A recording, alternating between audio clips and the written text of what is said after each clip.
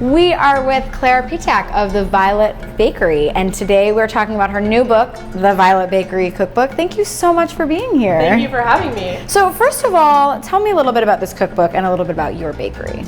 Well, this cookbook is sort of it's been a real labor of love. I've had my bakery business for 10 years, but the bakery itself just for 5.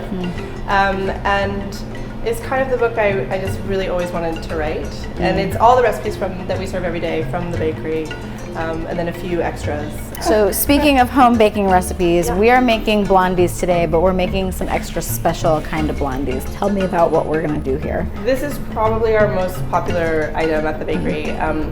It's amazing to me how much people love them.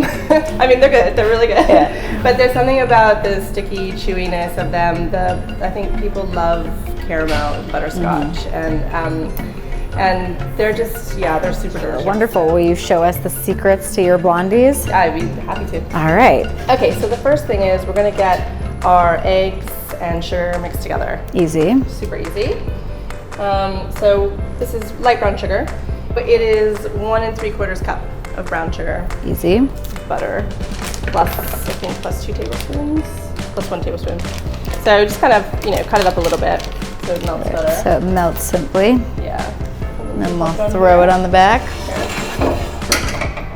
Perfect. Cool, so that just takes a couple minutes. So for the eggs,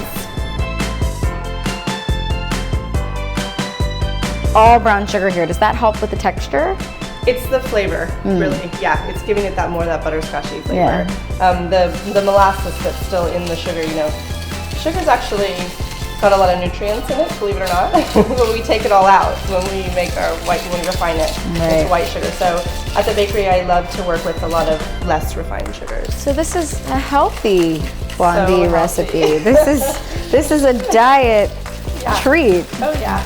I wish. And you're gonna have lots of little lumps in there from the brown sugar, but don't worry about that. It's totally cool. Beautiful.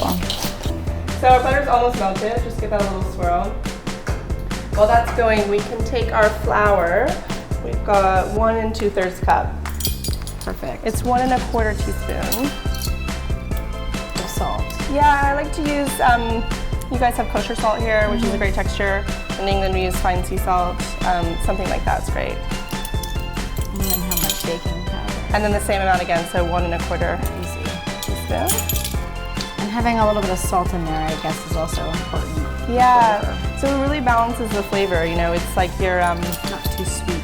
Yeah, it helps to pull out like all the different butterscotchy flavors, just like you would add salt to something savory to make it taste better.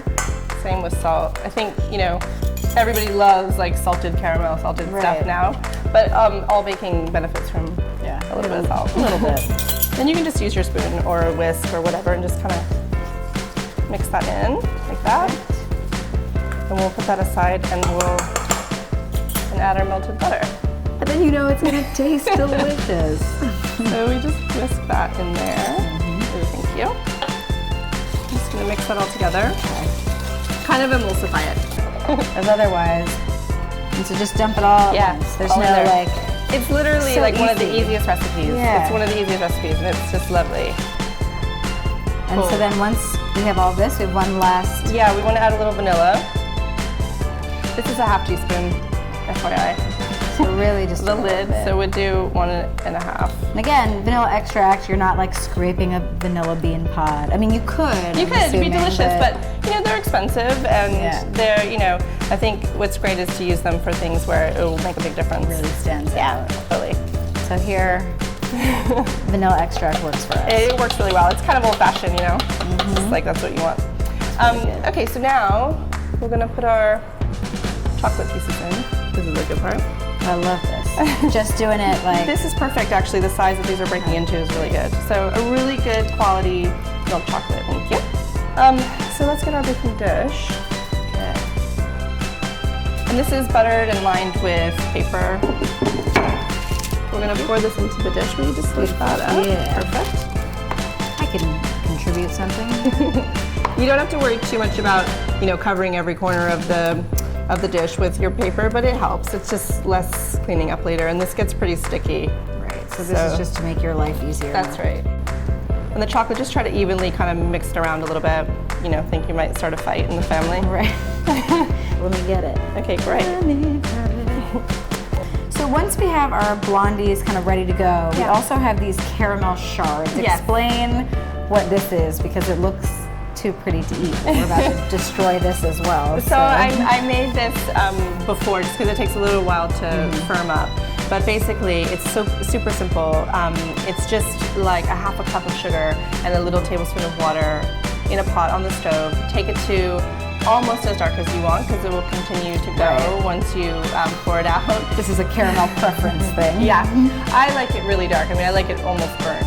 But I think you want to be careful, because once you hit the burnt stage, it's actually super bitter. It's over. It's over, and really is over. So throw it away and start over again. So yeah, so then it's really fun too, because it's like this piece of caramel glass. And so actually then, leave that there for us for a second, because we'll use it to just do this. Amazing. And so then here we're just and then just you can kind of dot them around the top.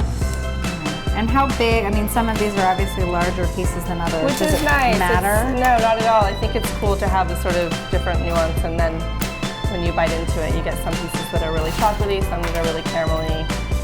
Yeah, that does not sound bad. It's good. And that would be sad. Perfect, and then you can kind of push some of them in.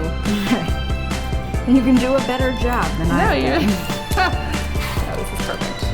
And so what temperature? Which is for how long? 350, and just for 25 minutes. Easy. And it will probably seem a little under, but that's what you want. Yeah. All right.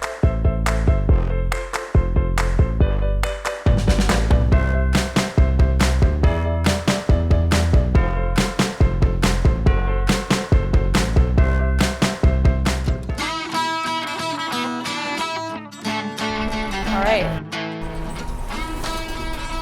It's been 25 minutes. Perfect. So it's been 25 minutes. They're now done. Everything is like melted and perfect. How do we go about attacking this? So what I would do is I would grab onto the side like this. Careful, it's hot. And just drag it out like that. This is nice. And then when you're making the blondies, do you want to let them cool before serving them? Can you serve them hot? You can. You want to cool them just maybe 15 minutes so that you can cut them, you know, 10, 15 minutes. Ready to go. Yeah. But I mean, warm blondies, Yeah, I was going to say. So good. I was like, you could eat those hot. If you would like to burn your mouth, you might find them as well. Yeah, so this is perfectly cooked. See, look at that You goo. want that gooiness in It's there. awesome. Don't be afraid of that it's not cooked enough. So good.